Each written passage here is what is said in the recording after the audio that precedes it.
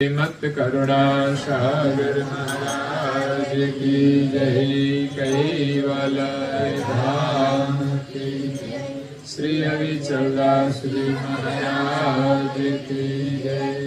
धर्म प्रियदास जी महाराज की जय। सत केवल साहेब, सत केवल साहेब, सत केवल साहेब, सत वाल्मीकि मुनि व्यास दास निगम शंभुधारण धरण शेष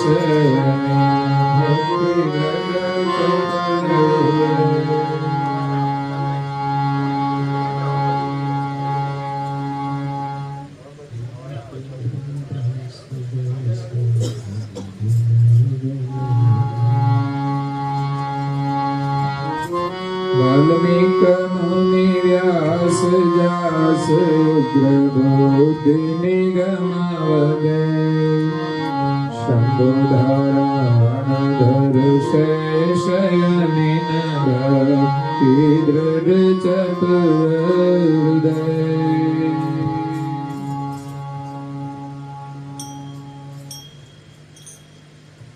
प्रिय भक्तजनों, ज्ञान संप्रदायના અધ્યસ્થાપક અનંત બ્રહ્માંડાધીશ વિશ્વનિયંતા સકર્તા સતકૈવલના પરમ વિશેષ અંશ અનંત અંશોના તારણહાર પરમ મોક્ષના દાતા કૈવલ ધર્મ ધુરંધર महान समर्थ परम श्रेष्ठ परम विभूतिवान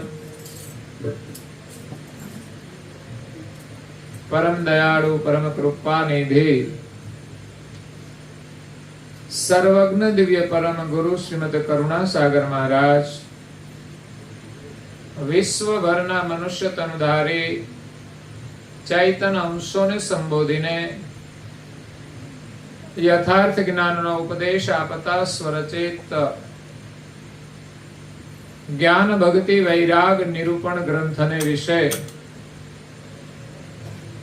ભક્તિનો મહિમા સમજાવતા ભક્તોના નામનું સ્મરણ કરે છે। આ જગતની અંદર જે કોઈ અમીન ભક્તિ કરે છે એ જ ભવસાગરથી પાર થઈ જાય છે। અનીન ભક્તિ એટલે નિષ્કામ ભક્તિ, એક નિષ્ઠાવાળી ભક્તિ, દાસાતનપણાવાળી ભક્તિ। તો અહીંયા એવી ભક્તિ જેમણે કરી છે એવા ભક્તોનું આપણને સ્મરણ કરાવે છે। ભક્તિનું જ્ઞાન આપણે આપીએ એ પણ આપણી સમજણમાં આવે, પરંતુ સાથે સાથે જેમણે આ જગતની અંદર ભક્તિ કરી છે એનું જ્યારે પ્રમાણ આપવામાં આવે, એમના જીવન ચરિત્ર વિશે ભક્તિનું વર્ણન કરવામાં આવે, ત્યારે ભક્તિ વિશે આપણને દ્રઢ વિશ્વાસ આવી જાય છે। ભક્તિ કરવામાં આપણને મનોબળ આવે છે, કારણ કે ભક્તિ કરવામાં ઘણા અવરોધ પણ આવે છે, ઘણા વિઘ્નો પણ આવે છે। ત્યારે આપણું મન ડગી જતું હોય છે। એક નાનકડો નિયમ લઈએ ને તોય તકલીફ આવે ને તો છોડી દઈએ છીએ, પરંતુ જ્યારે આવા ભક્તોના જીવન ચરિત્ર સાંભળીએ ત્યારે એમના જીવનમાં કેવી મુશ્કેલીઓ આવી છે, કેવી રીતે એમણે ભક્તિ કરી છે, એ સાંભળીને આપણું મન પણ દ્રઢ થઈ જાય મુશ્કેલીઓનો સામનો કરવા માટે। જો ભગવાનમાં પ્રીતિ થઈ જાય અને આપણે પ્રેમથી ભગવાનની ભક્તિ કરીએ તો ગમે તેવા વિઘ્નો આવે તો પણ આપણને રોકી શકતા નથી. પરંતુ જ્યારે આપણો પ્રેમ કાચો હોય ત્યારે મુશ્કેલી આવે એટલે મન આપણું ડગી જાય છે. અગર તો કાચો દોરો જેમ તૂટી જાય એમ આપણી શ્રદ્ધા તૂટી જતી હોય છે. પરંતુ જેની પાસે જ્ઞાન હોય, સમજ હોય, તો એનું મન ડગતું નથી. જેનો વિશ્વાસ હોય એનું મન ડગતું નથી. આ ગ્રંથની અંદર દિવ્ય પરમ ગુરુએ એમના પ્રગટ થતા પહેલા જે ભક્તોએ ભક્તિ કરી છે એમના નામનું સ્મરણ કરે છે. પરમ ગુરુની હયાતીમાં જેમણે ભક્તિ કરી એમના નામોનું સ્મરણ પણ અગાધ બોધ ગ્રંથમાં કર્યું છે કે જે ભક્તો પરમ ગુરુના શરણમાં આવ્યા એમનો કેવો પ્રેમ હતો, એમની કેવી ભક્તિ હતી, એમની કેવી નિષ્ઠા હતી, એમનું મન કેવું હતું, એમના વિચાર કેવા હતા, એમની ભાવના કેવી હતી, એમનું જ્ઞાન કેવું હતું. પરંતુ અહીંયા ભક્તિનું વર્ણન કરે છે ત્યારે આગળ જે થઈ ગયા છે એવા ભક્તોની પણ એ શાખ આપે છે, આપણને સ્મરણ કરાવે છે. એમાં આગળ દિવ્ય પરમ ગુરુએ ધ્રુવ, અમરીશ રાજા, પ્રહલાદ બાળક, નારદ મુનિ, રાજા ભરત જેના નામ ઉપરથી આપણા દેશનું નામ ભારત પડ્યું છે, પછી રામ ભક્ત વિભીષણ, પછી એક રૂકમાંગદ રાજા, વાલીનો ભાઈ અંગદ, અને અનિન ભક્તિ કરનાર રામના અનન્ય સેવક એવા હનુમાનજી મહારાજનું નામ દિવ્ય પરમ ગુરુએ આ ગ્રંથમાં લખ્યું છે. અહીંયા આગળ હવે વાલ્મીકીનું નામ લખે છે. વાલ્મીકી મુનિ વ્યાસ, એક વ્યાસ મુનિનું નામ લખ્યું છે. જાસ ઉગ્ર બુદ્ધિ નિગમ વધે.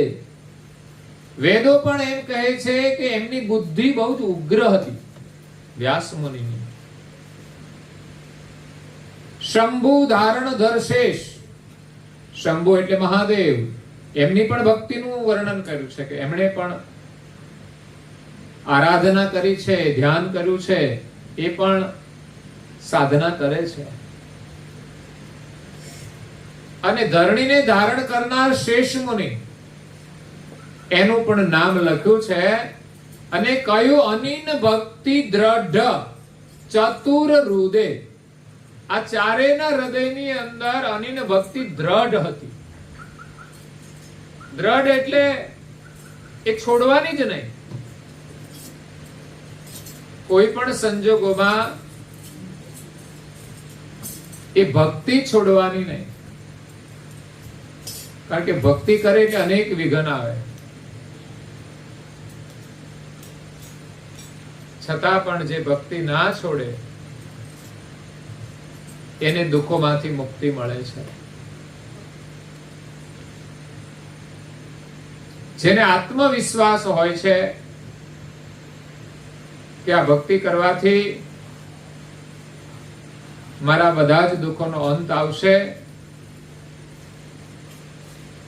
તો એ ભક્તિ છોડતા નથી. અહીંયા વાલ્મીકીનું નામ લખ્યું છે. આપણે નામ સાંભળ્યું છે. જે રામાયણના રચયિતા છે. એમ કહેવાય છે કે રામના અવતાર પહેલા એમણે રામાયણની રચના કરી હતી. એવા વાલ્મીકી ઋષિ થઈ ગયા.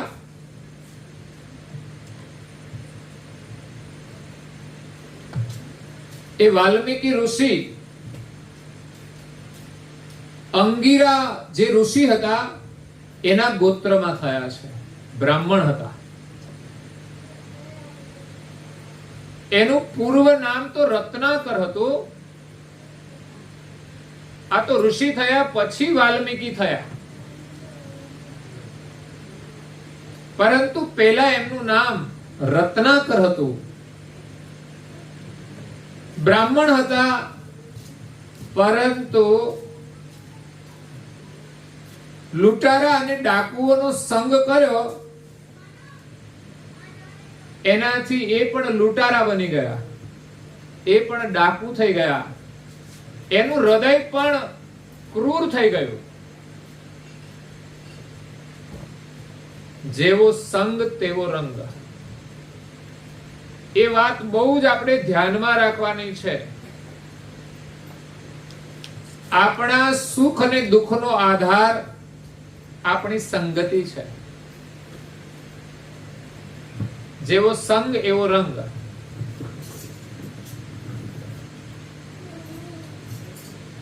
તો હંમેશા આપણે સજ્જનોનો સંગ કરવો જોઈએ અને દુર્જનોથી દૂર રહેવું જોઈએ.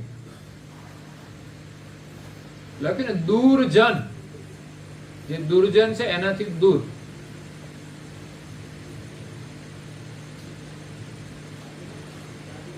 જે દુષ્ટ લોકો છે દુર્જન છે, અને જે સજ્જન સારા લોકો છે, સાત્વિક લોકો છે, એ સજ્જન છે. એટલે બાળપણથી આ રત્નાકર કુસંગમાં પડી જવાથી એને વિદ્યાભ્યાસ કોઈ કર્યો નહીં, એ અભણ રહ્યા. અને કહેવાય છે કે પછી વનમાં જતા રહ્યા. કારણ કે લૂંટારાઓનું ઘર ક્યાં હોય? એ કઈ વસ્તીમાં ના રહેતા હોય, એ ગમે ત્યાં ઝાડીઓમાં રહેતા હોય, વનની અંદર રહેતા હોય. એટલે લૂંટારાઓની સાથે એ પણ રહેતા હતા.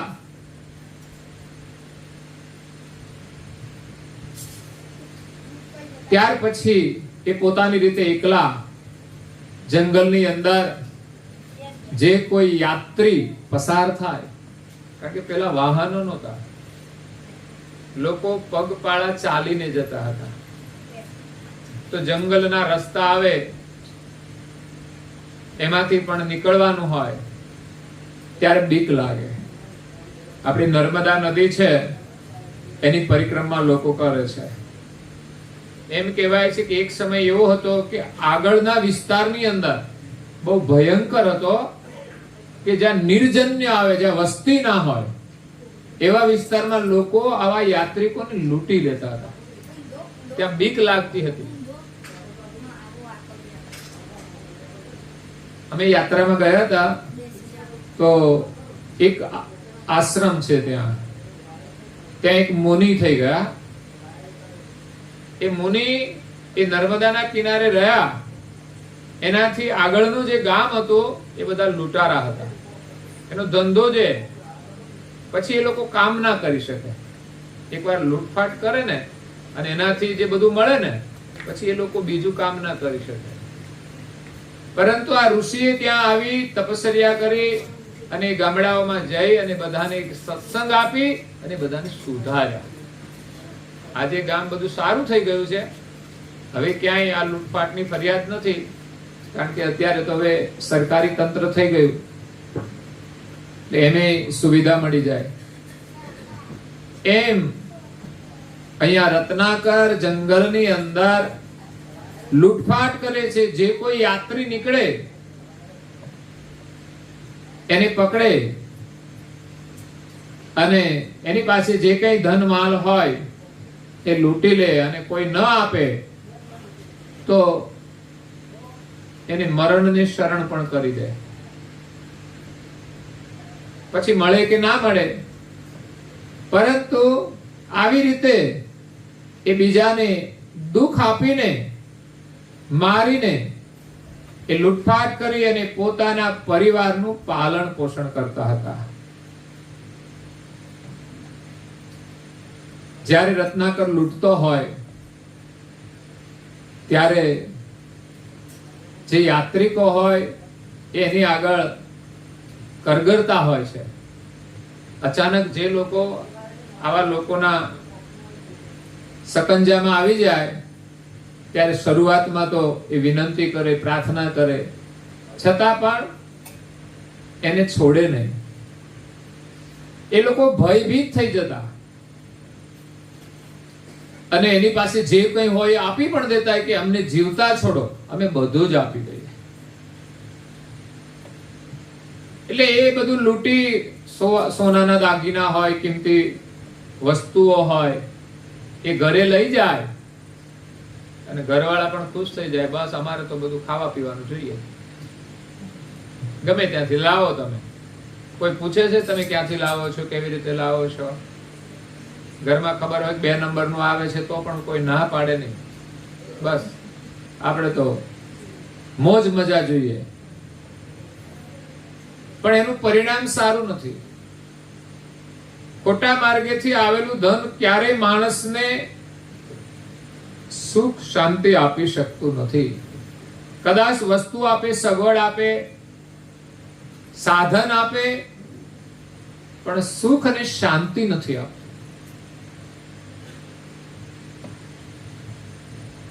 तुलसीदास कहे छे कि अनीति से धन होत है बरस पास के साथ, तुलसी 12 वर्ष में जड़ा मूળ से जा. આ મહાપુરુષોનું જ્ઞાન સમજીને આપણે જીવનમાં દ્રઢ નિશ્ચય કરવો જોઈએ કે ક્યારે કોઈનું અનીતિનું ધન 1 પૈસો પણ લેવું ના જોઈએ. પણ અત્યારે તો મોકો મળે તો કોઈ છોડતું નથી.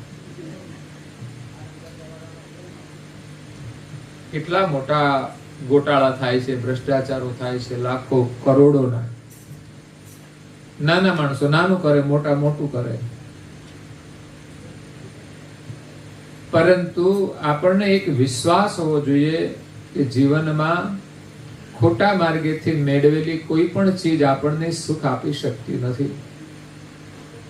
એના કરતા આપણને ન મળે તો એટલું દુઃખ નથી હોતું જેટલું દુઃખ એ આવ્યા પછી આપણા જીવનમાં આવે. પછી કલેશ આવે, ઘરની અંદર કુસંપ આવે, એટલે સંપત્તિ પછી લડાઈ ઝઘડામાં જ જતી રહે.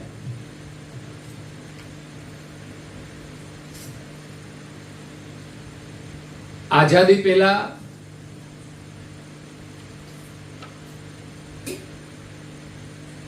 વીસમી સદીના પ્રારંભમાં 1905-10 ના ગાળામાં જ્યારે ફિલ્મ દુનિયાની શરૂઆત, એમાં એક ગાયિકા હતી. એમણે ગાવાની શરૂઆત કરી. એ સરસ ગાતી હતી. એ સમયની અંદર એક ગીત ગાવાના 3000 રૂપિયા એ લેતી હતી. એવા તો એમણે હજારો ગીત ગાયા. અને ગીત ગાવા જાય એટલે એ સુંદર પોશાક પહેરીને જાય, શણગાર પહેરીને જાય, અને જ્યારે જ્યારે ગીત ગાવા જાય ત્યારે એકની એક વસ્તુ ફરી ના પહેરે, નવું જ લઈને આવે. કારણ કે પૈસા મળે તો પછી શા માટે ના પહેરે? 500 ગીત ગાય તો 500 ડ્રેસ હોય, 500 શણગાર અલગ અલગ હોય, બધું જ અલગ અલગ. તો આ રીતે એક કરોડપતિ થઈ ગઈ. એ સમયની ધનવાન મહિલા બની ગઈ. એ ગાયિકા હતી એટલે સાથે સાથે મ્યુઝિક વાળા પણ હોય ને, વગાડવા વાળા. એમાં કોઈ પઠાણની સાથે એમણે લગ્ન કરી લીધા. એની સાથે સુમેળ થઈ ગયો. પણ પેલો માણસ જે હતો એ બહુ ચાલાક હતો. લગ્ન તો કર્યા, પણ લગ્ન કર્યા પછી આની પાસે જે મિલકત હતી ને એ બધી પોતાના નામે કરી દીધી. કારણ કે પહેલા તો બહેનોના નામે બહુ નહોતું, ભાઈઓના નામે જ બધું હતું. તો હવે સરકારે કહ્યું કે ભાઈ હવે બહેનોના નામે પણ મિલકત કરો, નહીં તો આ બધા છે ને રોડ ઉપર મૂકીને જતા રહેશે. હવે આ નવી પેઢી, જૂના એ તો હાચવા છે, એટલે તમે બીક ના રાખતા. સમજ્યા? હવે જે નવા થાય ને એમાં બહુ વિશ્વાસ નથી, ક્યારે હું થાય કશું કહેવાય ને. એટલે એ પુરુષે દગો દીધો એમને અને બધી જ મિલકત પડાવી લીધી. તો આ બેનને બધી મિલકત જતી રહી, થોડી ઘણી રહી, હવે તો એકલી પડી ગઈ. પછી એની હારે કોઈ સંબંધ તો ના રહ્યો. પછી તો એના કુટુંબના હતા, એમના આધારે એ લડી, કારણ કે એમાં તો કોર્ટમાં કેસ થાય, પૈસા લડવા પડે, તો એની પાસે હતા એ બીજા બધા એમાં લડવામાં જતા રહ્યા. એટલે પૈસા આવે એટલે આપણે સુખી થઈ જઈએ એવું નથી. કાંઈ નક્કી નથી હોતું શું થાય. કરોડપતિ મહિલા આજે બધું લૂંટાઈ ગયું, રહ્યું એ લડવામાં જતું રહ્યું. અને થોડું ઘણું હતું એ બધા સગા સંબંધીઓ હતા ને એમણે પણ એમાંથી લૂંટી લીધું. છેવટે આ મહિલા અંતિમ સમયમાં બીમાર પડી ગઈ. એનું કોઈ ના રહ્યું, એની સેવા કરનાર કોઈ ના રહ્યું. એને હોસ્પિટલમાં દાખલ કરી અને છેવટે હોસ્પિટલમાં એનું મૃત્યુ થયું. એમના મૃતક શરીરને ક્યાં અગ્નિ સંસ્કાર આપ્યો એનો કોઈ પત્તો નહીં. એવી સ્થિતિ થઈ ગઈ. ક્યાં કરોડપતિ મહિલા અને ક્યાં એનો અંતકાળ. એટલે જીવનમાં માણસ કંઈ પણ ખોટું કરે તો એ રહેતું નથી. તો અહીંયા રત્નાકર લૂંટફાટ કરીને ઘરે લઈ જાય, ઘરવાળા બધા ખુશ થાય કે ગમે તેમ કરીને પૈસા તો લાવે છે. એમ કરતા કરતા એક દિવસ નારદ મુનિને આજ્ઞા કરી કે તમે જાઓ અને આ જે રત્નાકર છે એને તમે સાચો માર્ગ બતાવો. કારણ કે કોઈ પણ માણસનું જો પુણ્ય હોય ને તો જ એને કોઈ સંત મળે છે, કોઈ સાચો માર્ગ બતાવનાર મળે છે, તો જ એ માર્ગે ચાલે છે. નહીં તો ખોટા માણસોને શિખામણ લાગતી નથી અને એને સારા લોકો મળતા નથી. પરંતુ આ રત્નાકરનું કોઈ પુણ્ય હશે, એટલું પાપ કરવા છતાંય જ્યારે કોઈ પણ પુણ્ય હોય એ આપણને નરકમાં જતા બચાવી લે છે. માણસને સંતોનો સંગ થઈ જાય ને સત્સંગમાં જો પ્રીતિ થઈ જાય તો એ પાપી હોય તો પણ એ બચી જાય છે. એવું નહીં કે ભાઈ આ માણસ તો સુધરે જ નહીં. ગમે તેવો માણસ હોય પણ એને સારો સંગ મળે, સત્સંગ મળે તો સારા સંગના પરિણામે એ માણસ સુધરી જાય છે. અને કેવોય પણ સારો માણસ હોય પણ એને થોડો કુસંગ મળી જાય તો એને બરબાદ થતા વાર લાગતી નથી. એટલે સાવધાની રાખવાની છે. થોડો પણ કુસંગ મોટા મોટા ઋષિ મુનિઓને પણ મોટી તપસ્યામાંથી નીચે પાડી દે છે. જીવનમાં સંગનું કેટલું મહત્વ છે. થોડો પણ સંગ માણસને નરકમાંથી બચાવી અને મુક્તિના માર્ગે લઈ જાય છે. અને થોડો કુસંગ એ માણસને સ્વર્ગમાં જતા રોકી અને નરકની અંદર મોકલી દે છે. તો અહીંયા રત્નાકરનું કોઈ પુણ્ય હશે તો એ દિવસે એને કશું મળ્યું નહીં. જંગલમાં એને એમ થયું કે આજે હું નિરાશ જઈશ. એવામાં નારદ મુનિ જંગલની અંદર એમને આજ્ઞા કરી કે જાઓ તમે એ જંગલમાં. તો નારદ મુનિએ પહેલા તો બ્રહ્માજીને કીધું કે ભાઈ મારે આ જવાનું, એ મને જીવતો છોડશે? તો કહે છે તમને પણ બીક લાગે છે? પણ જે બુદ્ધ પુરુષો હોય ને એ આવા ખતરનાક લોકોથી પણ ડરતા નથી. બુદ્ધના જીવનમાં પણ આવો પ્રસંગ બનેલો. દરેક મહાપુરુષોના જીવનમાંથી આપણને સદ પ્રેરણા મળે છે, સદવિચાર મળે છે, સદુપદેશ મળે છે. બુદ્ધ પણ એક રાજા હતા જેનું નામ ગૌતમ હતું. એક રાજા, એમના લગ્ન પણ થઈ ગયા, રાજકુમાર હતા. એને રાજગાદી ઉપર બેસવાનું હતું. એમના લગ્ન થઈ ગયા, જોકે એમના જન્મ વખતે ભવિષ્યવાણી થઈ રહી હતી. એને સંતાન નહોતું ત્યારે એમણે ઘણી બધી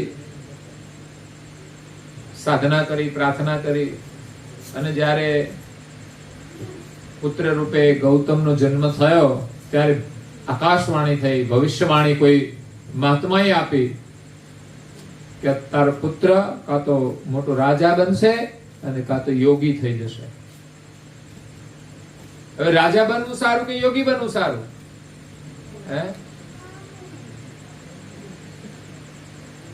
તમે કયો યોગી બનવાના હારું? આ બાજુ ખબર પડે, પૂછીએ તો. તમે તેમ જ કયો ને યોગી થઈ જાય તો સારું.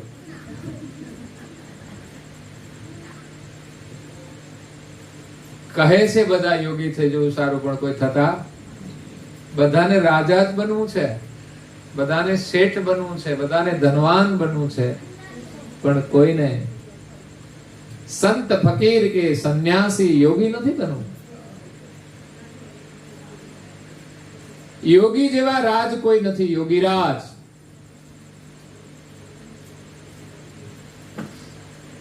ફકીર જેવો કોઈ રાજા નથી જેને કોઈની બીક ના હોય. ત્યારે એના પિતા શુદ્ધોદન એ ગૌતમને રાજા બનાવવા માટે પ્રયાસ કરે છે, એની બધી શિક્ષાઓ પણ આપે છે, અને રાજ સુખની અંદર એટલા બધા એમને સમેટી લે છે કે ક્યારે યોગી ના થાય. માણસને બહુ વૈભવ મળે ને એ કોઈ દિવસ સાધુ ના બને, પણ થોડો કડવો અનુભવ થઈ જાય ને તો રાજપાટ મૂકીને નીકળી જાય. ભરતરી કેમ ઘર રાજપાટ છોડ નીકળી ગયા? પત્નીએ દગો કર્યો, તેને એમ થઈ આ બધું શું કામનું છે? સંસાર તો દગાબાજ છે. આપણે તો કેટલાય કડવા અનુભવ થાય તોય આપણે પાછા વળતા નથી. એટલે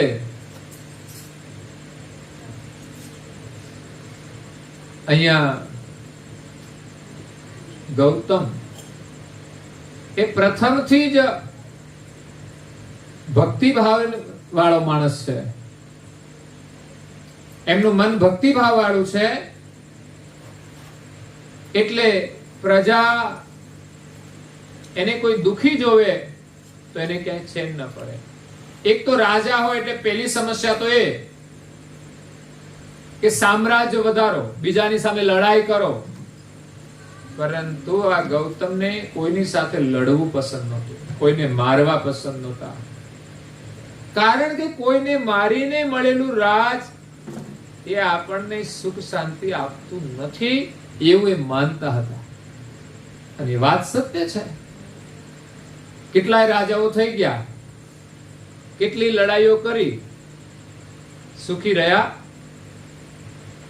કોઈનું સામ્રાજ્ય રહ્યું, બધું પૂરું થઈ ગયું.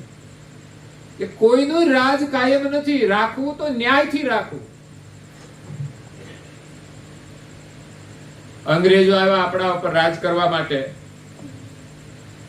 પણ એ અન્યાય હતો એટલે એમની સામે લોકો લડ્યા. ઝાંસીની રાણી હતી, એમને લગ્ન જ નહોતા કરવા લક્ષ્મીબાઈને, પરંતુ અંગ્રેજોની સામે લડવા માટે એમના પિતાએ કહ્યું તું એક રાજા સાથે લગ્ન કર અને આની સામે ફાઇટ આપ. તારે લડવું જ હોય તો સત્તા પ્રાપ્ત કરીને તું લડ તો લડી શકે, એકલી તું નહીં લડી શકે.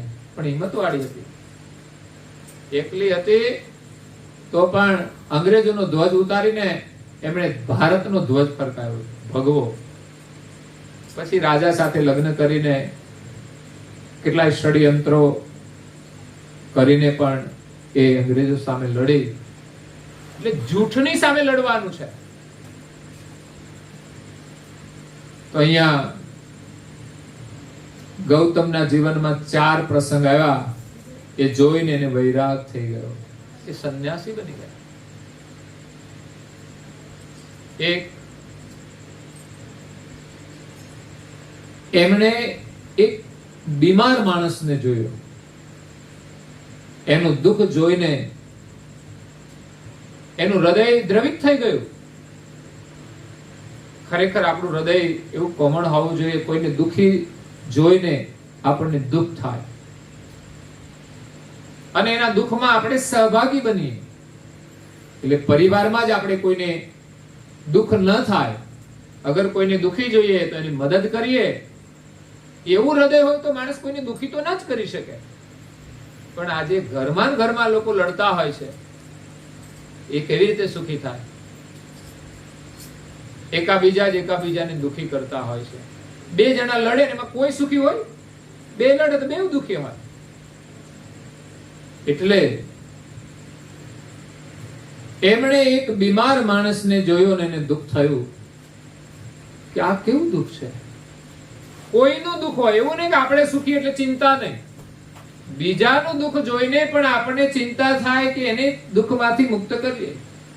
બીમારીનું દુઃખ, જીવનમાં પૈસા હોય, સગવડ હોય, પણ શરીર બીમાર થઈ જાય તો આ બધું આપણા કામમાં લાગતું નથી. હા, જરૂર પડે એટલી આપણે દવા કરીએ, મદદ કરીએ, પણ છતાંય બીમારી દૂર ન થાય તો પેરાલિસિસ થઈ જાય, પછી દવા કરાવી તોય ફેર ના પડે, પછી શું કરવાનું? આવું આપણે જોઈએ છે. સામાન્ય બીમારી તો બધાના ઘરમાં હોય, પણ હોસ્પિટલની મુલાકાત લઈએ ત્યારે ખબર પડે કે લોકો કેવા બીમાર છે. એ દુઃખ જોઈને એને દુઃખ થયું કે આ દુઃખ છે એનું નિવારણ કેવી રીતે થાય. હરેક દુઃખનું કારણ શું છે એ જાણવાનું, તો એનું નિવારણ શું એ મળશે. બીમારીનું કારણ જાણો અને બીમારીને દૂર કરો. પણ આજે કોઈને બીક જ નથી. બોલો, આ શરીર બગડી જશે એની કોઈ ચિંતા જ નથી. અને અમારા ભાઈઓ તો બેફામ થઈ ગયા છે. જે હોય એ ખાવાનું. એટલે આ ઘરમાં તમને સારું ખાવાનું મળે છે, છતાં તૃપ્તિ કેમ નથી થતી? પછી વધારાનું ખાવું પડે. આપણે ત્યાં મુખવાસની પરંપરા હતી, પણ ઘરના મુખવાસ હતા, બજારના. અને નવું આવ્યું પીવાનું. એ તો હવે બરબાદ જ કરી દેશે. જમીનો વેચાઈ જાય તો એ છોડે નહીં. શું કરવાનું?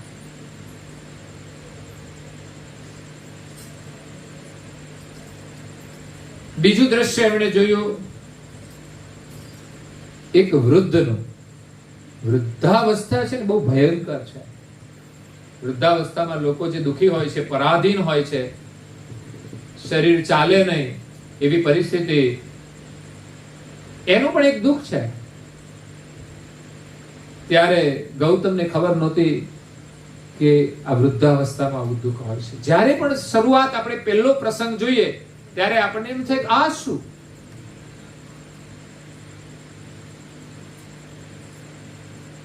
એના પિતાએ આવા લોકોથી દૂર રાખ્યા હતા, પણ એક દિવસ એ ફરવા માટે નીકળી ગયા નગરમાં એમના અશ્વપાળને લઈને. તો એમણે આ 2 દ્રશ્ય જોયા અને આગળ ગયા ને તો એક ત્રીજું દ્રશ્ય જોયું. એક સ્મશાન યાત્રા જતી હતી. આ શું છે? તો રામ બોલો ભાઈ રામ. પેલા નહીં રામ રામ કરવાનું, આ તો પછી જ છેલ્લા દિવસે કહેવાનું રામ બોલો ભાઈ રામ. પણ એ યાત્રા જ આપણને એમ કહે છે કે ભગવાનનું નામ લઈ લ્યો ને તો છેલ્લે તો પછી આ સ્થિતિ છે. આ શરીર છોડીને ચાલ્યા જવાનું છે. શરીર મળ્યું છે તો ત્યાં સુધી લેવાશે, પછી કઈ નહીં થાય. સ્મશાન યાત્રા, એને ખબર પડી કે આપણે મરી જઈશું. એ જોઈને ત્યાર પછી આગળ જતા એક સંન્યાસીનો દર્શન થાય છે, જેના ચહેરા ઉપર અદ્ભુત શાંતિ છે. જેની શાંતિથી પ્રભાવિત થઈ અને એને એમ થયું કે જીવન તો આ છે કે આમની પાસે કશું જ નથી, છતાં પણ કેટલા પ્રસન્ન છે. એ પ્રસન્નતા અલગ હોય છે. હા, બંગલામાં લોકો રહેતા હોય, મેકઅપ કરીને ખુશ રહેતા હોય, એ ખુશી થોડા ટાઈમ માટે હોય, એ કાયમ રહેતી નથી. એ ઘરવાળા સાથે વાતમાં જો કંઈ બગડી જાય તો મેકઅપ હોય ને તોય ચહેરો બગડી જાય, મેકઅપ ફેલ થઈ જાય. મેકઅપ ની કોઈ વેલ્યુ નહીં.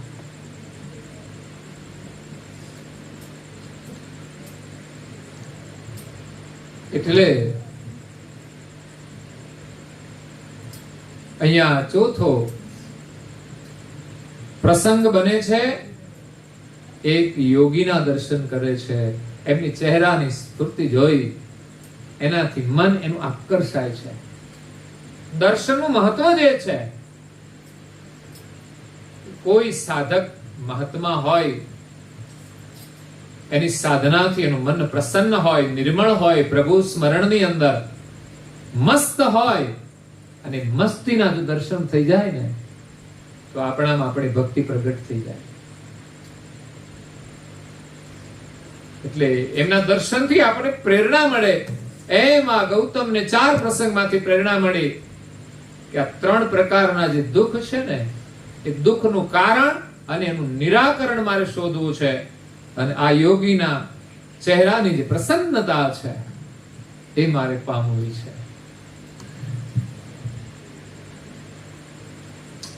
બૌદ્ધત્વ મળ્યા પછી એને જંગલમાં ગયા, રાજપાટ બધું છોડી દીધું.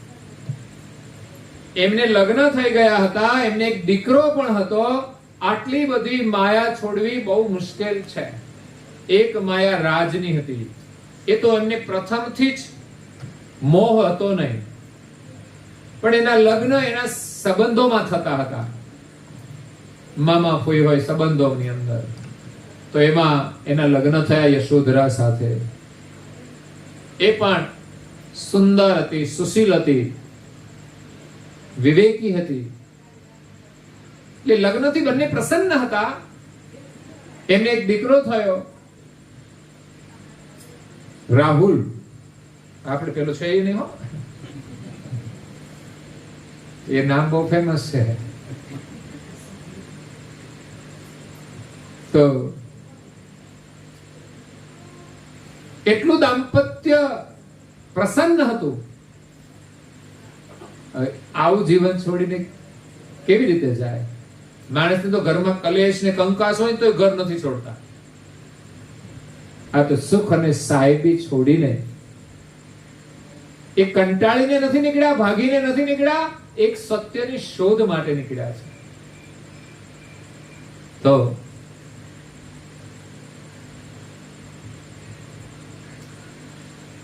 એ નીકળે છે ત્યારે જો પત્નીની હાજરીમાં જાય તો એને જવા ના દે.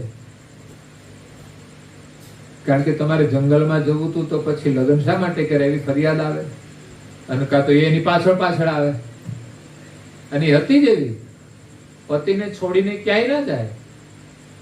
જેમ સીતારામની પાછળ ગયા, જંગલમાં જાય તો જંગલમાં. એમ જો દિવસે ગયા હોત તો ગૌતમની પાછળ યશોધરા પણ એ જંગલમાં જાય. એટલી એની પ્રેમ ભાવના હતી. પરંતુ ગૌતમને એમ કે આ મારી સાથે આવે ને વળી પાછી તકલીફ એને પડે, કારણ કે એમને એની રીતે સાધના કરવાની હતી. જંગલમાં તો કેટલી મુશ્કેલી પડે, અને પાછો છોકરો હતો, એનું કોણ હાચવે? એનું ધ્યાન રાખવું પડે. એટલે છોકરાને મૂકી, પત્નીને મૂકીને બુદ્ધ નીકળી જાય છે. એ ગૌતમ બુદ્ધ તો પછી બને છે. પછી તો એમનો જે અશ્વપાળ હોય છે મૂકી આવે છે, અને ત્યાં આગળ જતા એના શણગાર ને વસ્ત્રો ને બધું ઉતારીને એને પાછું આપી દે છે કે જા લઈ જા બધું, બસ મારે તો 2 વસ્ત્ર જોઈએ. અને નીકળી ગયા. કોઈ ગુરુ મળ્યા, એમને સાધના બતાવી, સાધના કરી, જંગલની અંદર ધ્યાન કર્યું, જ્ઞાન એમ કરતા કરતા એને બૌદ્ધત્વ પ્રાપ્ત થયું.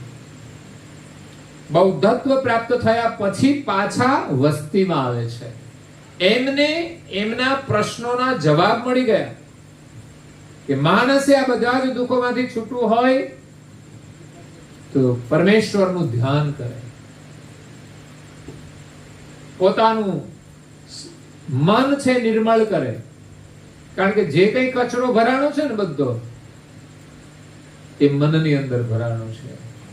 આપણું મલિન મન શુદ્ધ થાય તો બધા દુઃખો દૂર થઈ જાય, આપણી વૃત્તિ શુદ્ધ થાય અને પાછા વસ્તીમાં આવે છે. એમના ઘરે પણ આવે છે, પણ હવે રહેવા માટે નથી આવતા. એ તો લગ્ન કર્યા છે, છૂટાછેડા લીધા, પણ મોદી સાહેબ ની જેમ નીકળી ગયા તો નીકળી ગયા, હવે પાછા ના આવે. પત્ની રાહ જુએ છે. પણ એને હું તો ધન્યવાદ આપું છું મોદીની જેમ કે એમણે એનું જીવન એકલા જેમ સંયમ રાખીને દેશ માટે પૂર્ણ કર્યું, એમ પતિના વિયોગમાં એમણે બીજું ઘર ના કર્યું. નહીં તો ઉંમર તો એની 18-20 વર્ષની હતી ત્યારે છોડ જતા રહ્યા છે. એ ઉંમરમાં તો પછી નક્કી તો કરી લે ને તમારે આવું છે કે નહીં તો પછી હું બીજે જતી રહું. પણ જીવનભર એને પતિ જે માન્યા હતા એને માની અને રહ્યા, પિયરમાં જઈને પણ રહ્યા. પોતાનું જીવન બસ એમ જ ગુજરાન પસાર કરી દીધું. પણ એટલી મોહ માયા નહોતી. એટલે મોહ તો છૂટી જાય. એકલા રહીને એ જીવ્યા તો એને પણ મોહ છોડ્યો છે. અને મોદીજી તો દેશ માટે નીકળ્યા છે, એટલે દેશ માટે કામ કરે છે. એનું જીવન પણ એક યોગી જેવું જ છે.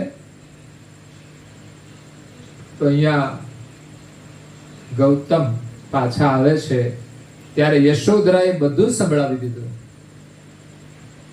કે તમે કાયર છો, રાત્રે ભાગી ગયા કે છે, મને સાથે લઈ ગયા હોત તો હું પણ આવત.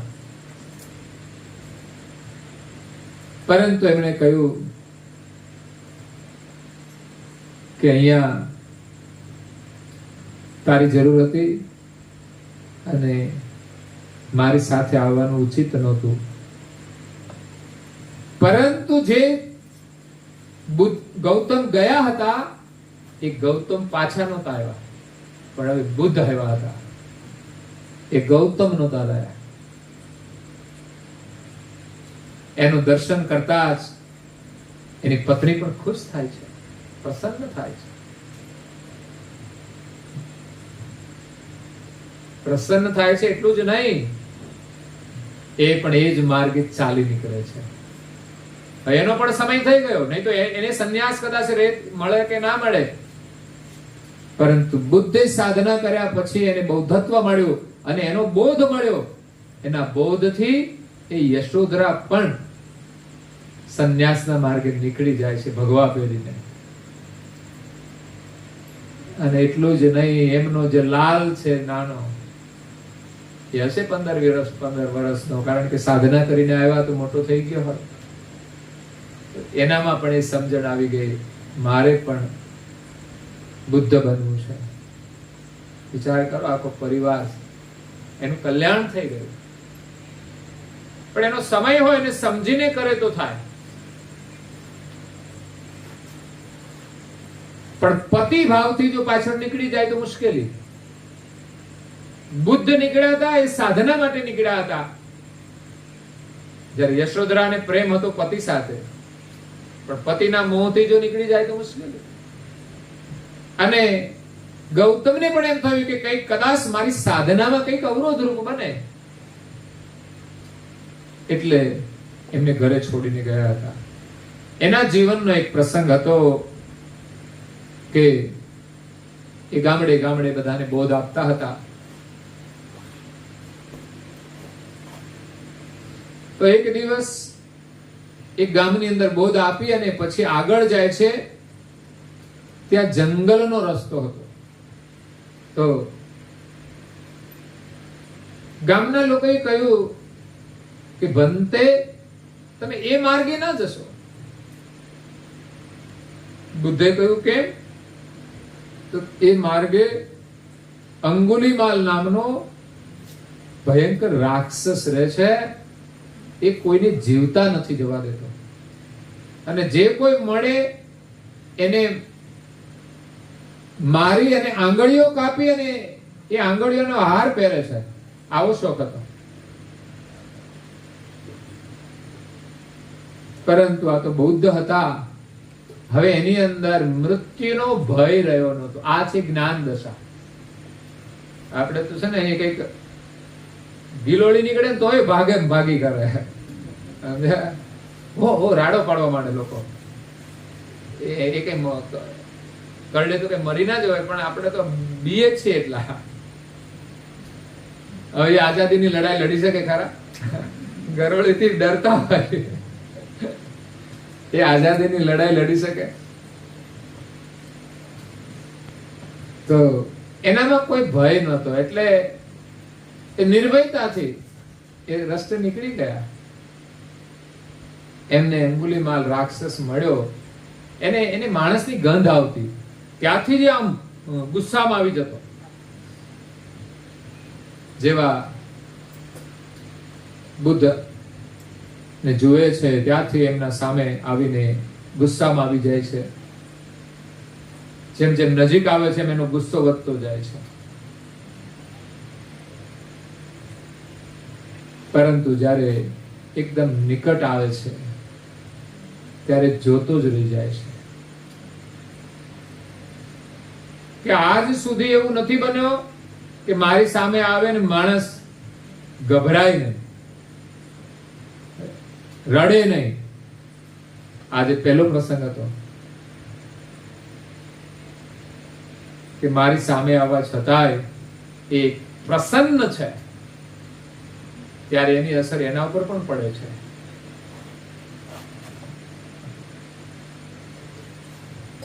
અંગુલીમાલ કહે છે, તમે મને ઓળખો છો? હું કોણ છું? હું કહે છે, અંગુલીમાલ છું, કોઈ માણસને અહીંથી જીવતો નથી જવા દેતો, અને તમને પણ નહીં જવા દો. હું કેટલો તાકાત વાળો છું. બુદ્ધ એમ કહે છે, તાકાત વાળો કોને કહેવાય? જે બીજાને મારી નાખે એને તાકાત વાળો ના કહેવાય. તાકાત વાળો તો બીજાને જીવન આપે એને કહેવાય. કે મરેલાને જીવતા કરે એને તાકાત વાળો કહેવાય. એમણે એક ઝાડની ડાળી કાપી નાખી અને કે છે, એમણે ગૌતમે કહ્યું કે આ ઝાડની ડાળી કાપી દે, એને એક ઝટકી કાપી નાખી. બહુ તાકાત વાળો. હવે કે છે એ ડાળીને પાછી ચોંટાડી દે એની સાથે હતી એમાં જ. તો કે એ તો થોડી લાગે.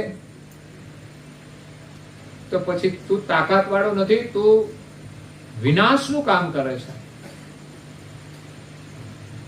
છેવટે બુદ્ધે બહુ પ્રકારે એને સમજાયો અને એ પોતાનો જે દુષ્ટ સ્વભાવ હતો એ ભૂલી અને બુદ્ધના શરણમાં પડી જાય છે અને કહે છે કે મને દીક્ષા આપો. જે લોકોને લૂંટફાટ કરવા વાળો, મારીને હાથની આંગળીઓ કાપીને ગળામાં પહેરવા વાળો, એ બુદ્ધના સંગથી અને સત્સંગથી એ ભિક્ષુક બની જાય છે. ભિક્ષુક બન્યા પછી બુદ્ધની સાથે આવે છે. જ્યારે ગામમાં આવે ને ત્યારે બધા લોકો આને ઓળખે કે આ ખુખાર લૂંટારો એ સાધુ થઈ ગયો છે. લોકો તો પથરા મારે, કારણ કે એનો નિયમ હતો જીવન જીવવા માટે ભિક્ષાવૃત્તિ કરવાની. ભિક્ષુક બની એટલે 5 ઘરે ભિક્ષા લેવા જવાનું. તો આ લેવા જાય તો શું મળે? ભિક્ષા કોણ આપે? કારણ કે બધાના ઘર ઉજાડી નાખ્યા હતા. એટલે લોકો તો પથરા મારે, એનો ચહેરો લોહી લુહાણ થઈ જાય છે. અને એ જ હાલતમાં એનું જે ભિક્ષા પાત્ર છે ને લોહીથી ભરાઈ જાય છે અને લઈને બુદ્ધ પાસે આવે છે અને એને આપે છે. જોયું બુદ્ધે એની સ્થિતિ જોઈ. આ પરિસ્થિતિ હોવા છતાંય એ પોતે જે પોતાનો મૂળ સ્વભાવ છે ને એની તો પાછો આવી જાય. ખબરદાર કે છે મને માર્યું છે તો ઘરવાળાને તમે જો હલાવજો થોડા, ખબરદાર કરે. પણ એમણે કોઈની સામે હાથ નથી ઊંચો કર્યો અને એમ જ પાછા આવી ગયા. ત્યારે એને કહ્યું કે હવે તારું જીવન સફળ છે, હવે તારી દીક્ષા સફળ છે. તો અહીંયા જે રત્નાકર છે એ પણ જંગલની અંદર લૂંટારા બની અને લૂંટ કરે છે. એમાં નારદ મુનિ આવે છે.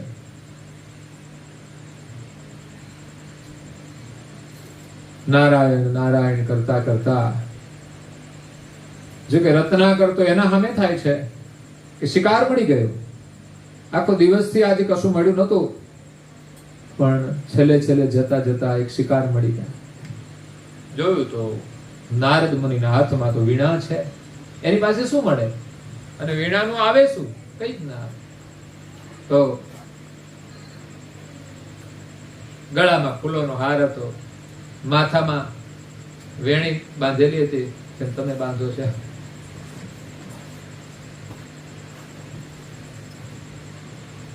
નારાયણ નારાયણ કરતા આવ્યા. રત્નાકર તો ગુસ્સામાં આવી જાય છે. ઉભા રે, જે હોય મને આપી દો. ત્યારે નારદજી કહે છે કે મારી પાસે તો કઈ નથી, આ વીણા છે. ના ના કે છે, તારી પાસે છે ગમે તે આપી દે મને, નહીં તો જીવતો નહીં જવા દો. નહીં આપે તો મારી દઈશ. પણ નારદ મુનિ એને શાંતિથી ઉપદેશ આપે છે.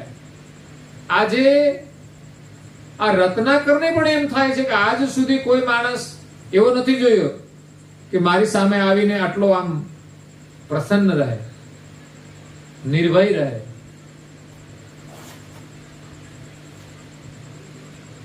તને કે છે બીક નથી લાગતી? ના, મને સારી બીક એનો. પણ તું જે આ કરે છે ને એ પાપ કરે છે. રત્નાકર કે પાપ શું કહેવાય એમ ખબર નથી, એટલે તો કરે છે. ઘણાને તો ખબર હોય તો પણ કરે છે. જે થવું હોય થાય, પછી પણ અત્યારે જેમ કરવું એમ કરી લે. ગમે તેમ કરીને માણસ બધું મેળવે, ગમે તેવું જીવન જીવે. એનું જીવન તો દુઃખદ જ હોય છે, પણ પછીનું એનું જીવન પણ વધારે દુઃખદ બની જાય છે. જે માણસ ખોટા માર્ગે ચાલે એનું વર્તમાન જીવન પણ સુખદ નથી હોતું. એના જીવનમાં શાંતિ નથી હોતી, બેચેન જ હોય. એકવાર થોડું પણ તમે ખોટું કરી જુઓ, તમારી શાંતિ નષ્ટ થઈ જશે. પહેલી વાર જયારે માણસ ખોટું કરે ત્યારે એને કદાચ રાત્રે ઊંઘ પણ ના આવે ને એને ખોટું કર્યું ને એ જ યાદ આવે કે મારાથી આ ખોટું થઈ ગયું. પરંતુ એમ કરતા કરતા માણસ કાયમ ખોટું કરે ને પછી આદત પડી જાય. આદત પડી જાય પછી એને એવો અનુભવ ના થાય કે આ ખોટું કરું છું. એનો ડર પણ ના રહે. માણસે કદાચ પહેલી વાર મસાલો ખાધો હોય ત્યારે થોડું એને આશ્ચર્ય થાય કે મેં આ શું ખાધું, પણ રોજ ખાય એની ચિંતા ખરી કે હું ખાઉં છું. મોજથી ખાય છે બધા. હું તો કહું છું શરમાવું જોઈએ, પણ હવે તો એવું કઈ રહ્યું જ નથી. શરમાવા જોઈએ. તો અહીંયા નારદ મુનિ એમને ઉપદેશ આપે છે કે ભાઈ તું આ પાપ કરે છે, એ પાપ તારે એકલાને ભોગવવા પડશે. એ કે મારે મોટો પરિવાર છે, એનું પોષણ કરવાનું, પાપ ન કરું તો શું કરું? એ કે પણ તો આ પરિવારનું પોષણ કરે છે એમાં કોઈ ભાગીદાર નહીં બને તારા દુઃખમાં. કેમ નહીં કે છે અમારા બધાના માટે કરું છું તો બધા ભાગીદાર તો બને જ ને, હું એકલો થોડો કઈ કરું છું મારા માટે. તો નારદ મુનિએ પૂછ્યું કે તમારા ઘરે જઈને પૂછી આવો, તમારા માતા છે, પિતા છે, પત્ની છે, એને પૂછી આવો કે હું જે કઈ પાપ કરું છું એમાં તમે ભાગીદાર ખરા કે નહીં? ત્યારે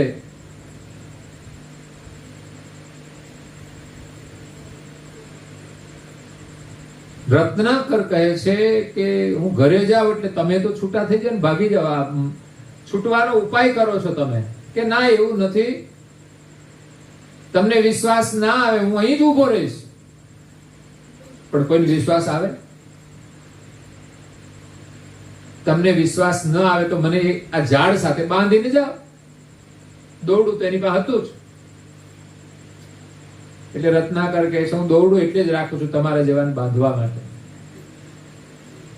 એ નારદ મુનિને બરાબર દોરડાથી ફિટ કરીને બાંધી દીધા, હલે પણ નહીં.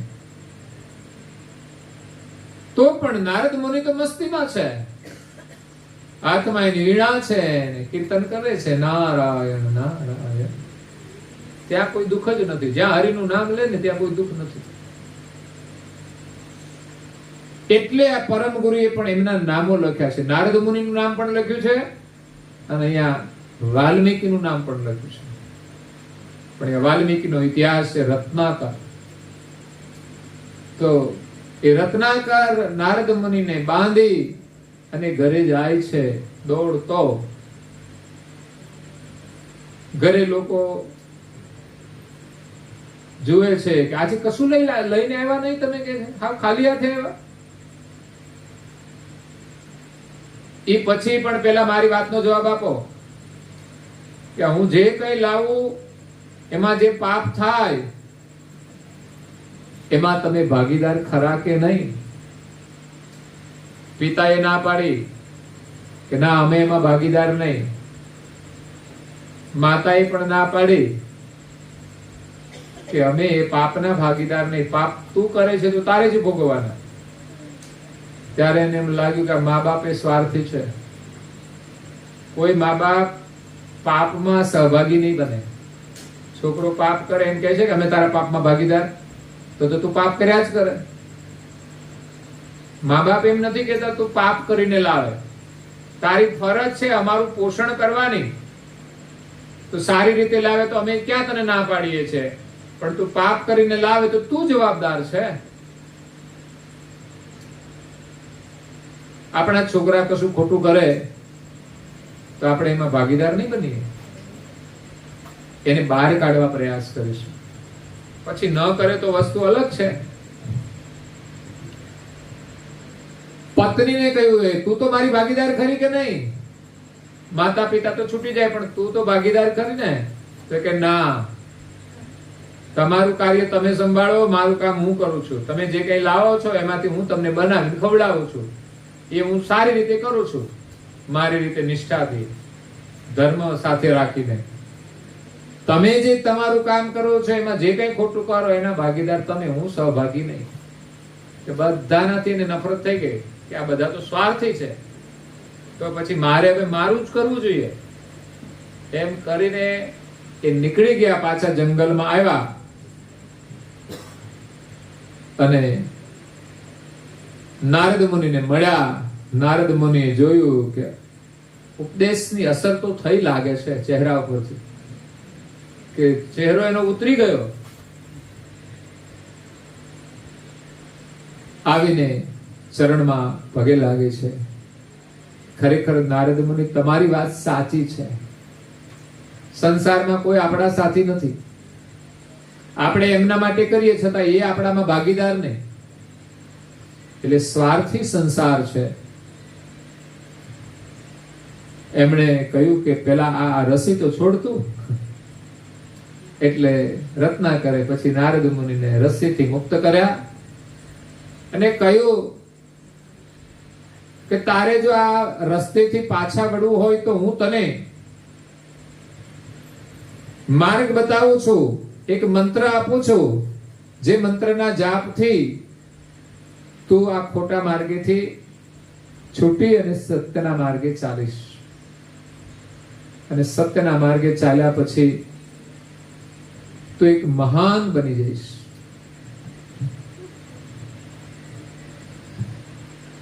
તો કે છે હું તમને રામનો મંત્ર આપું, રામ નામનો જાપ કરવાનો છે.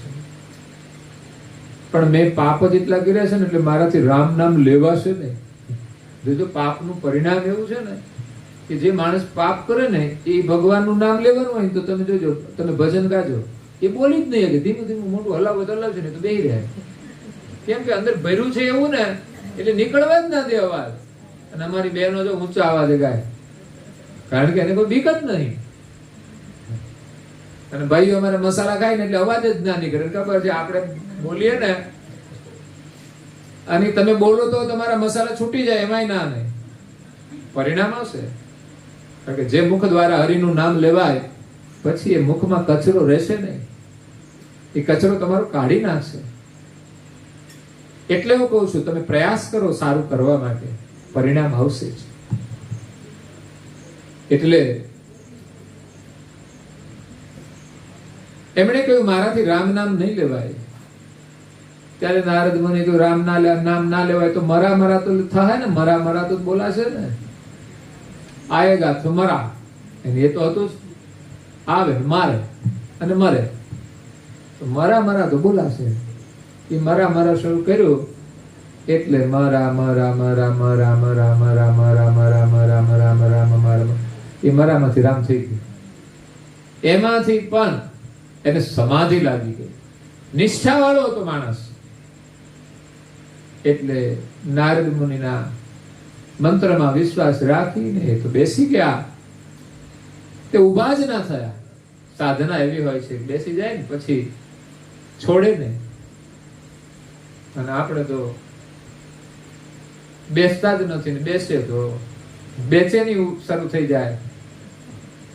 નિયમ પ્રમાણે કરવું જોઈએ, આ નિયમ એટલે કરવા. તો અહીંયા મરાનો ઉપદેશ આપ્યો અને રત્નાકર ત્યાં બેસીને જપવા લાગ્યો. મરા કરતા કરતા મહિનાઓ વર્ષો વીતી ગયા અને એમ કહેવાય છે કે એના ઉપર રાફડો થઈ ગયો. એટલે એમનું નામ વાલ્મીકી પડ્યું. વાલ્મીક રાફડાને કહેવામાં આવતું હોય છે શબ્દ, એના ઉપરથી એમનું નામ વાલ્મીક પડ્યું. પણ બહુ તપસ્યા કરી રાફડો થઈ ગયો. પછી બ્રહ્માજી એને દર્શન આપે છે અને એને રાફડામાંથી બહાર કાઢી અને એના નેત્રો ખોલાવે છે. એનું શરીર પણ ઉધઈના કારણે ખવાઈ ગયેલું હતું. એ બ્રહ્માજી એના ઉપર અમૃત જળ છાંટે છે અને એનું શરીર સ્વસ્થ થઈ જાય છે. અને રાફડામાંથી બહાર આવ્યા અને એમણે વાલ્મીકી તરીકે સંબોધન કર્યું. ત્યારથી એનું નામ વાલ્મીકી બની ગયું. એકવાર વાલ્મીકી પોતાના શિષ્ય ભારદ્વાજની સાથે એક નદીમાં સ્નાન કરવા ગયા, તમસા નદીમાં. ત્યારે એક પક્ષીનું જોડું હતું, નર માદા, એકબીજાને સ્નેહ કરતો હતો. પરંતુ એમને એક શિકારીએ તીર માર્યું એટલે નર મરી ગયું, માદા રહ્યું. પરંતુ માદાનો પ્રેમ નર સાથે એવો હતો કે એના વિયોગમાં એ પણ મૃત્યુ પામ્યું છે. આ છે પ્રેમ.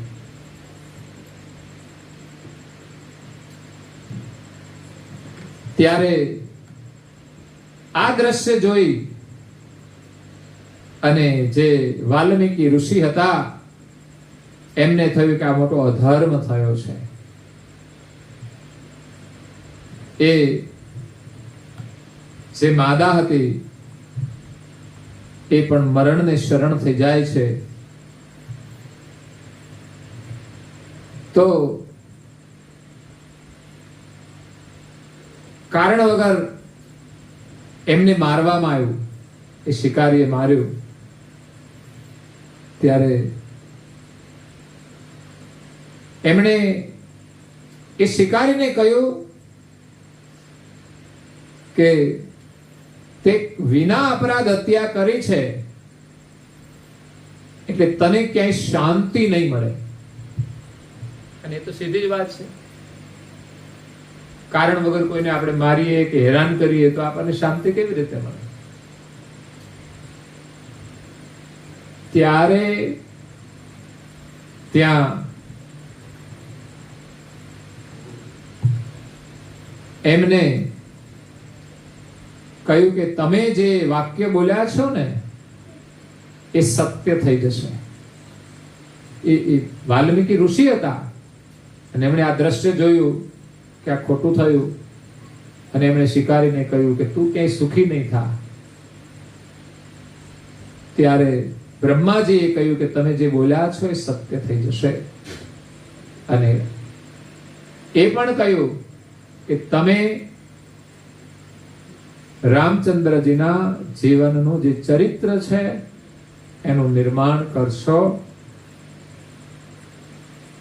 કારણ કે હવે તમે મહાન ઋષિ બન્યા છો અને હવે તમારી અંદર સંવેદના આવી ગઈ. એકવાર એ જ મારતો હતો, પણ હવે એક પક્ષીને કોઈ શિકારીએ માર્યું અને એના વિયોગમાં પક્ષીની જે દુખી થાય છે એનું દુઃખ જોઈને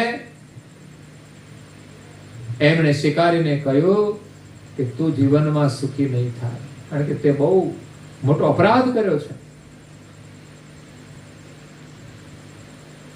તો હવે એને એમ લાગ્યું કે તમારી બુદ્ધિ પવિત્ર થઈ ગઈ છે અને તમારા જ મુખેથી શ્રી રામનું જીવન ચરિત્ર લખાશે. અને એ વાલ્મીકી ઋષિએ રામના જન્મ પહેલા એમના ચરિત્રનું નિર્માણ કર્યું અને એ પ્રમાણે રામનું જીવન રહ્યું. અને એની ખબર હતી કે રામ સાથે સીતા વનમાં જશે, પછી પાછા અયોધ્યા આવશે અને આવ્યા પછી પાછા સીતાનું ત્યાગ થશે અને એ પણ સીતાજી પાછા એમના જ આશ્રમમાં આવશે. એટલે જેમણે રામાયણ લખી છે એનો સંબંધ પણ એની સાથે જ જોડાયેલો છે. તો જ્યારે રાવણને મારીને રામ અયોધ્યા આવે છે ત્યારે સીતા માતાને ફરી રામ લોકોના કહેવાથી એને પાછા જંગલમાં મોકલી દે છે અને જંગલની અંદર એમને વાલ્મીકી ઋષિના આશ્રમે છોડી દે છે. વાલ્મીકી એમને પોતાની દીકરી રૂપે એનો સ્વીકાર કર્યો છે અને ત્યાં એમની સત્સંગ સંભળાવે છે. રામનું ચરિત્ર તો એ જાણતા હતા એટલે એમને સીતા ને સારા દિવસો હતા એટલે એને ખબર છે કે અહીંયા રામના સંતાનોનો જન્મ થવાનો છે અને એવા શૂરવીર હશે, તેજસ્વી હશે. એને ગર્ભથી જ વાલ્મીકી ઋષિએ એને એવો સત્સંગ શ્રવણ કરાયો છે જેમાં પછી પણ એમને ત્યાં એની સંભાળ રાખે છે, એમને વિદ્યા આપે છે, એમને શસ્ત્ર વિદ્યા પણ આપે છે અને બંને બાળકો એવા શૂરવીર, પરાક્રમી, નિડર બને છે કે રામચંદ્રજીએ અશ્વમેઘ યજ્ઞ કર્યો અને એનો ઘોડો છોડ્યો. એની સાથે સેના હતી અને એ જ ઘોડો આ લવ અને કુશે બાંધ્યો અને એની સામે લડાઈ કરી. અને એ જ લવ કુશ વાલ્મીકી દ્વારા સાંભળેલી જે રામાયણની કથા છે, એમ કથા સુનાતે રામ સકલ ગુણ ધામ કી એ રામાયણ હૈ.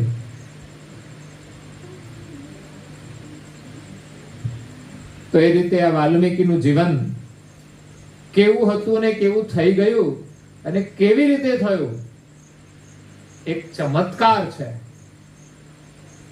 નહીં તો આપણે જોઈએ છે ને આ બધા પીવે છે ને એને સુધારવા બહુ મુશ્કેલ છે. જેટલા પિતા હશે એટલા જ વારસો. હજુ મારે એક કેસ સફળ નથી થયો. હું ઓપરેશન કરું છું. હકીકત જેટલા કેસ મેં લીધા છે 2008 પણ હજુ મને સફળતા નહીં મળી. એટલે બહુ અઘરું કામ છે. પણ વિશ્વાસ ના છોડીએ, પ્રયાસ ના છોડીએ. બધા નથી સુધરતા પણ કોઈક તો સુધરી જાય. એક સુધરે ને તો મહેનત સફળ છે.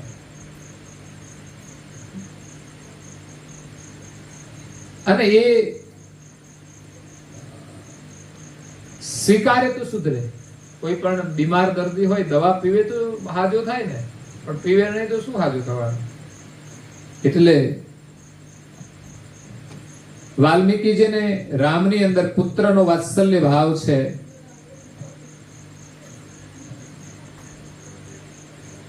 એટલે રામે વાલ્મીકીને પણ પ્રણામ કર્યા છે. એટલે મુનિએ સુભાષિસ આપ્યા છે. જાનકીની અંદર એનો પુત્રી ભાવ હતો. લોક અપવાદને કારણે રામજી એમને વનમાં છોડી દીધા હતા. પણ સીતાજીની જે કરુણ સ્થિતિ હતી, જ્યારે કોઈ પતિ એને છોડી દે જંગલમાં તો એ કેટલી દુઃખી થઈ જાય. આમ તો સીતાના જીવનમાં સુખ આવ્યું જ નથી. બોલો, રામ જેવા પતિ મળ્યા છતાં જીવનમાં સુખ નહોતું, તો પછી આપણા જીવનમાં દુઃખ આવે તો ડરવાનું શું? આપણે ક્યાં રામ જેવા પતિ છે? આપણને તો દુઃખ આપે એવા હોય, દુઃખ આવે તો આવે, એમાં શું ગભરાવાનું? રામ તો રામ હતા, પણ છતાં સીતાજી છે ને ભાગમાં દુઃખ લઈને આવ્યા કે જ્યાંથી રામને પરિણામ ત્યાંથી દુઃખની શરૂઆત થઈ ગઈ. કારણ કે રામના લગ્ન થયા એટલે રામનો રાજ્યાભિષેક કરવાનો હતો. એ રાજ્યાભિષેક થયો નહીં અને જવું પડ્યું જંગલમાં. એટલે 14 વર્ષ નીકળી ગયા અને એ પાછા જંગલમાં સાથે ના રહ્યા. એમાં જાજુ તો રાવણની લંકામાં રહેવું પડ્યું. પણ વિયોગમાં પ્રેમ હોય છે, સ્મરણ હોય છે. જ્યાં પ્રેમ હોય છે ને ત્યાં વિયોગ પણ એને સુખ આપે છે. એટલે અહીંયા મહર્ષિના પ્રેમથી, વાલ્મીકીના પ્રેમથી જાનકીજીને પણ બહુ જ આનંદ થાય છે આશ્રમની અંદર. અને આશ્રમની અંદર જે લવ કુશનો જન્મ થયો એના સમય પ્રમાણે વાલ્મીકી ઋષિએ સંસ્કાર કર્યા છે. કારણ કે ગર્ભ સંસ્કાર હોય, જન્મ સંસ્કાર હોય, નામ સંસ્કાર હોય, આપણે ત્યાં સમય પ્રમાણે બધા સંસ્કાર થતા હોય છે.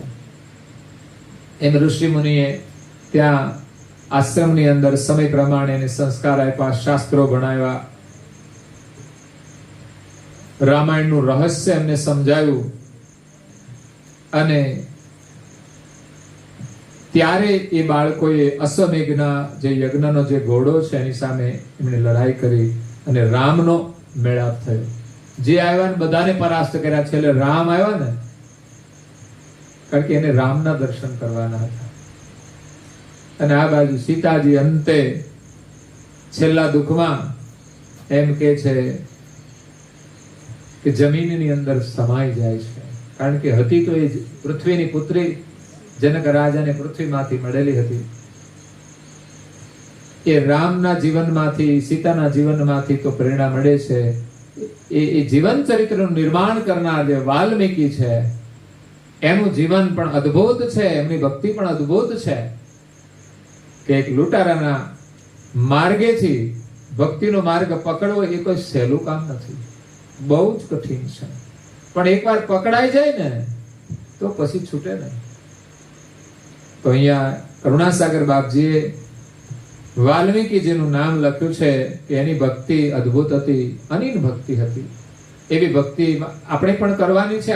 પ્રસંગો, અનુભવ બધા જુદા જુદા હોય, પણ કહેવાનું એનું મન કેવું છે એવું આપણે મન રાખીને ચાલવાનું. એના જીવનમાં બન્યું એવું આપણા જીવનમાં નહીં બને. આપણા જીવનની કથા જુદી જ હશે. પણ જે કઈ પરિસ્થિતિ આવે એની સામે લડીને આપણે ભગવત ભજન કરવાનું છે. સેવા કરવાની છે, સ્મરણ કરવાનું છે, ધ્યાન કરવાનું છે, જીવનમાં સંતોનો સંગ અને સત્સંગ કરવાનો છે, એ વિશ્વાસ રાખવાનો છે કે સંતોના સંગથી અને સત્સંગથી આપણને સદવિચાર પ્રાપ્ત થશે, એનાથી આપણું જીવન સફળ થશે. આપણા જીવનની જે મૂળ શક્તિ છે ને એ વિચાર છે. બસ સારા વિચાર ક્યાંથી મળે? એ સત્સંગમાંથી મળે છે. એટલે કુવિચારથી દૂર રહી અને સત્સંગ દ્વારા સદવિચાર પ્રાપ્ત કરી આપણને સદમાર્ગે જવાની પ્રેરણા આપે છે. તો આજે કૈવલધામવાસી મંગળ દાદાની પાવન સ્મૃતિમાં આજે મંગલ સત્સંગનું આયોજન કરવામાં આવ્યું છે કે જે સત્સંગ દ્વારા એ આત્માનું મંગલ થાય. આમ તો મૂળ તો જેઠોલી છે ને, જેઠોલીનું જ અડધું અહીં રિલેશન છે. બધું જેઠોલીનું અડધું પરું છે. એટલે જેઠોલીમાંથી અહીંયા આવીને એમણે પોતાના પરિવારનો જે વિસ્તાર કર્યો, પોતે જે જીવન જીવ્યા છે, પરિવાર માટે પણ એમણે ઘણું બધું કર્યું જીવનમાં, અને સારા જે સંસ્કારો આપ્યા છે, પરમ ગુરુના આશીર્વાદ છે એમને અને પરિવારને, કે એમના પાછળ બાળકો જે આવું ઉત્તમ કાર્ય કરી રહ્યા છે, એ જ એમના આત્માને શાંતિ આપશે. અને એમના બાળકો છે, એમની ભાવિ પેઢી છે, એમના માટે પરમ ગુરુના આશીર્વાદ હંમેશા એમના શિર ઉપર રહેશે. અને આપ સૌએ પણ એનો પ્રસાદ લીધો છે, એ પરમ ગુરુની કૃપા આપના પરિવાર ઉપર પણ હંમેશા રહેશે. આ સાથે અહીંયા કથાને વિરામ આપીએ. અસ્તુ સત કેવલ સાહે. જય બોલવાની.